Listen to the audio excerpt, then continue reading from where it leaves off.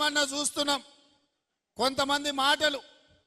BRS వాళ్ళు అంటున్నారు, అయ్యో ఇంత అన్యాయం ఉంటుందా, మేమేం ఇంటలేదు ఈ ప్రభుత్వం అని.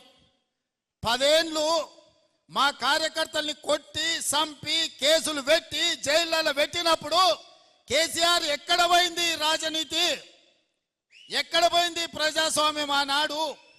మేం నీలాక దొంగ దెబ్బ తీస్తలేం, నీలాక అక్రమ కేసులు పెడతలేం, బాజాబ్తా ప్రజల చేత ఎన్నికై ఇక్కడికి వచ్చినాం. 6 నెలలనే అంత అయిపోయినట్టు కేసీఆర్ ఏదేదో మాట్లాడుతుండు. ముందుంది ముసళ్ళ పండుగ అని చెప్పి నేను ఈ చెప్పదలుచుకున్నా. ఇవాళ ఆ ఎమ్మెల్యే పోయిండను, ఈ ఎమ్మెల్సీ మారిండను కేసీఆర్ సన్నాయి నొక్కులు నొక్కుతున్నాడు. మరి ఇన్నాళ్ళు ఎక్కడ పోయినావు నాయన? మా ఎమ్మెల్యేలను గుంజుకున్నప్పుడు మా కార్యకర్తలు కష్టపడి గెలిపించి అసెంబ్లీకి పంపిస్తే అక్కడి నుంచి అక్కడనే గద్దలాక దండకపోయినప్పుడు ఈ దుఃఖం కనిపించలేదా? ఇవాళ ఎందుకు వచ్చింది?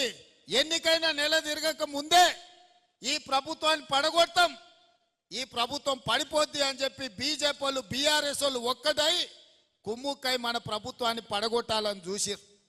ఈ ప్రభుత్వం ఉండనే ఉండదు, 3 నెలలు కూడా ఉండనీయమని చెప్పి బీజేపీ వాళ్ళు బీఆర్ఎస్ వాళ్ళు మాట్లాడలేదా? ఇవాళ అక్కడి నుంచి ఈ భూమి మీద బీఆర్ఎస్ఏ ఉండదు, పాతాళానికి పోయిందనే పరిస్థితి వచ్చింది. కాంగ్రెస్ పార్టీ కార్యకర్తలతో పెట్టుకుంటే నీ పార్టీకి పుట్టగతులు ఉండవని నేను ఆయల్లో చెప్పిన.